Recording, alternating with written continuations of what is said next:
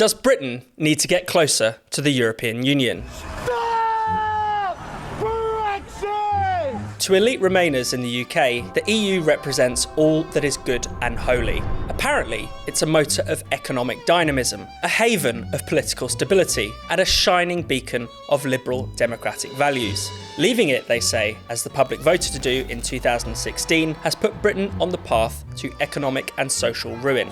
Labour Prime Minister Keir Starmer, while accepting Brexit on paper, clearly agrees with this elite consensus. His government is looking for a major reset in UK-EU relations. He sees deeper trade ties with Brussels and closer alignment with EU rules as critical to kickstarting economic growth. He even sees closer collaboration with Europe as a solution to the migration crisis in the English Channel. Ahead of a recent meeting with Ursula von der Leyen, the head of the European Commission, Starmer said it was more important than ever to be in lockstep with Brussels. But this starry-eyed view of the EU seems to be a delusion confined to Britain's ruling class. Over on the continent, even ardent Europhiles are sounding the alarm about the EU's mounting problems. French President Emmanuel Macron warned earlier this month that the EU faces a mortal threat from economic decline. Our former model is over. We are over-regulating and under-investing. The staunchly pro-EU governments of Germany and Poland are defying EU diktats on migration and asylum. Meanwhile, European voters are turning en masse towards populist Eurosceptic parties. The EU settlement on migration, on net zero, and on the economy is coming under strain like never before.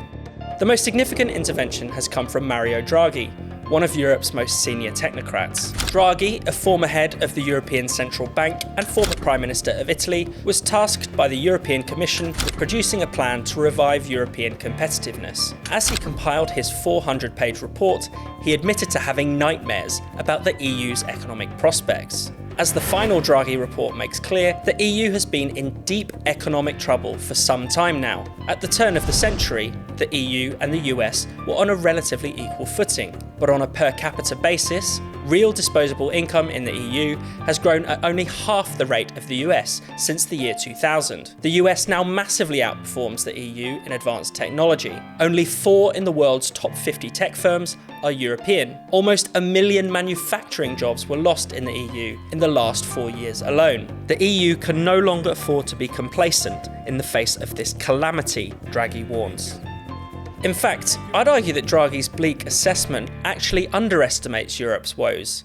If you only look at averages across 27 member states, you can miss some of the real economic horror stories. Astonishingly, the economies of Italy, Spain and Greece are actually smaller today than they were in the late 2000s. Southern Europe was battered by the euro crisis and EU-mandated austerity measures in the 2010s, and it has never recovered since.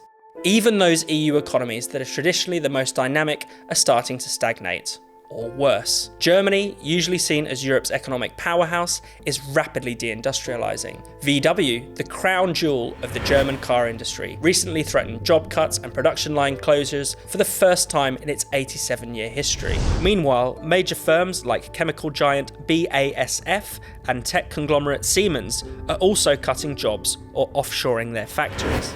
In France, the EU's second largest economy, debt is spiralling to the kinds of levels we saw in Italy just before the euro crisis. In response, new French Prime Minister Michel Barnier has proposed eye-watering cuts to public spending. A new painful round of austerity is in the offing. For Draghi, nothing less than a radical break in how Brussels approaches the economy will dig the EU out of its hole. He says there must be a fundamental rethink on trade, investment and regulation. His most eye-catching proposal is for an EU-funded investment plan worth €800 billion per year. That would be more than double the size of the US-backed Marshall Plan that was needed to rebuild Europe after the Second World War. Draghi has also urged Brussels to start shredding red tape. He notes that 60% of companies in the EU see EU overregulation as a barrier to investment and innovation. While the US federal government passed 3,500 pieces of legislation and 2,000 resolutions between 2019 and 2024, the EU added some 13,000 regulations in the same period.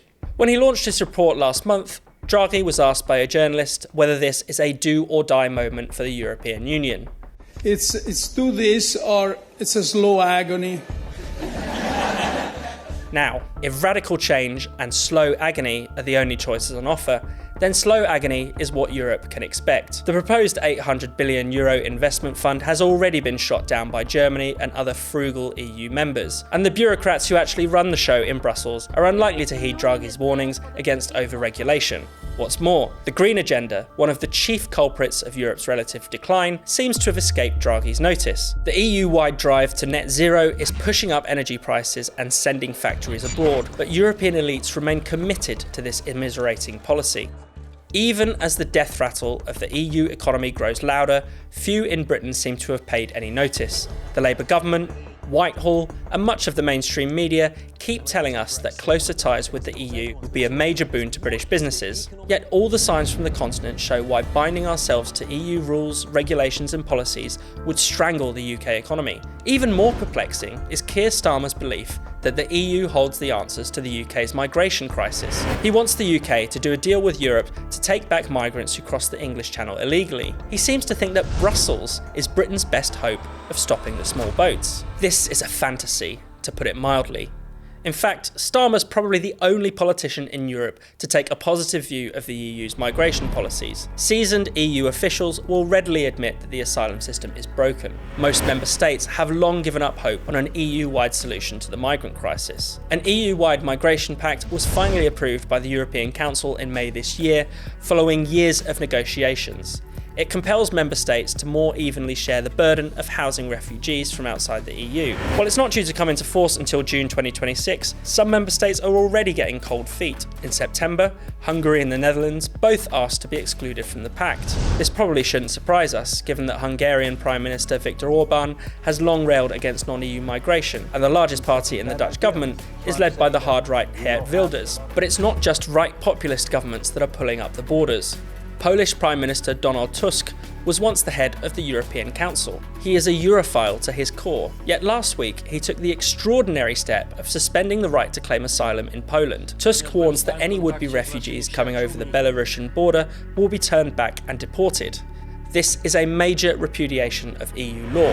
Perhaps even more significantly, German Chancellor Olaf Scholz introduced border controls on all of Germany's land borders last month.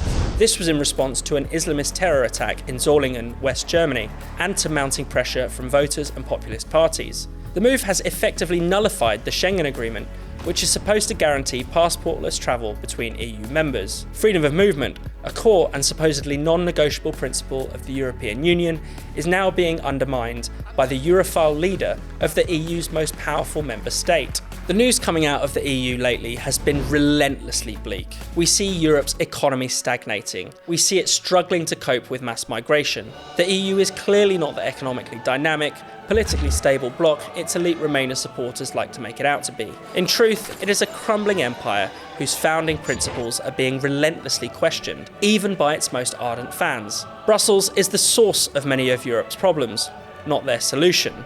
And that's without getting into the most fundamental problem with the EU, the thing that makes the Brussels bureaucracy so detached from the concerns, the trials and tribulations of ordinary people. Despite posing as a bastion of liberal democracy, the European Union is a thoroughly anti-democratic, illiberal institution, led by an unelected commission designed to take decisions out of the hands of European voters. Which is why the issue of democracy and control was at the forefront when Brits so wisely voted to leave this thing back in 2016. If Britain's future really depends on closer alignment to the EU, then that's not a future that any of us should look forward to. Keir Starmer's plot to drag Britain back towards Brussels must be fiercely resisted.